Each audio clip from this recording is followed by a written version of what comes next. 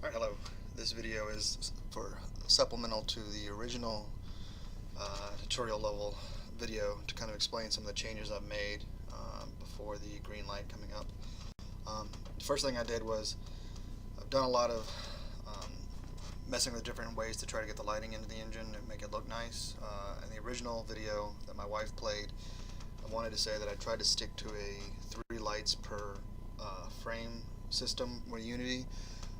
Because if you do more than 3 lights, pixel edges will start to kind of flicker for your sprite objects. But even then, larger lights can cause some really weird artifacting. So I tried to go with a light bake system where I took all of the sprites and turned them into a flat plane that I had generated in Max that could receive lighting information.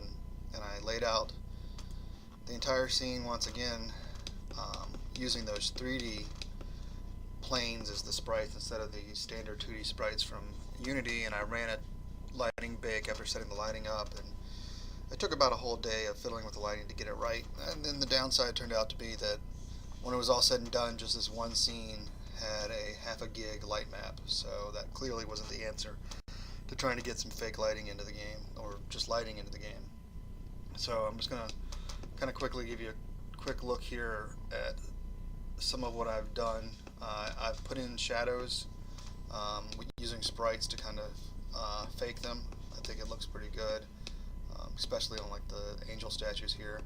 I have these lamps, and I also have torches which will use a fake lighting system that I've kind of generated to make it look like lights being cast. I've added a few new frills into the level to kind of give it some more detail. And I have a box at the end where the player can interact with, and I'll show that off when I actually do the test run of the game here. Here we go, real quick.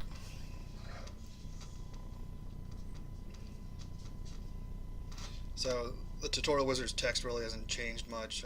I've been doing focus groups to get feedback from players on what they think would be good things for him to say.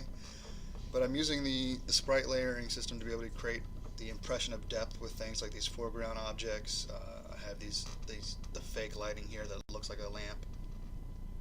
Shadows being cast by a lot of the objects, but it helps give a sense of depth to the overall scene, as you can see in here. And I've tried to set these up so that way the shadow will actually reflect where the light source is coming from. So you can see these 2 pillars have different shadows being cast, but it's not being cast by the system. It's actually how I've set up the sprites.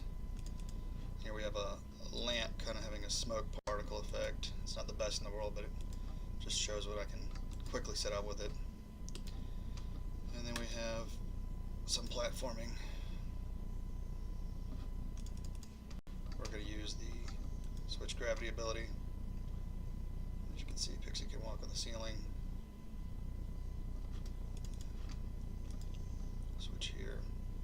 Wait for the gravity refresh, switch. Some jumping. Alrighty.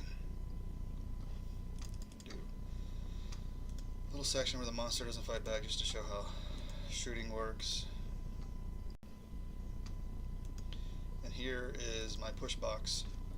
These react the same to gravity swaps as Pixie, and the idea behind these is that Pixie will be able to push them around the scene like I'm doing now.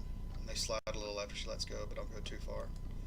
And then line them up with something below that she wants it to land on.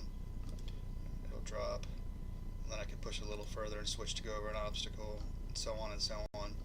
And the idea is eventually there would be puzzles like this where you have to make the box jump over obstacles or go around, mazes, and then at the end you line this box up on with a switch that'll open the door at the end.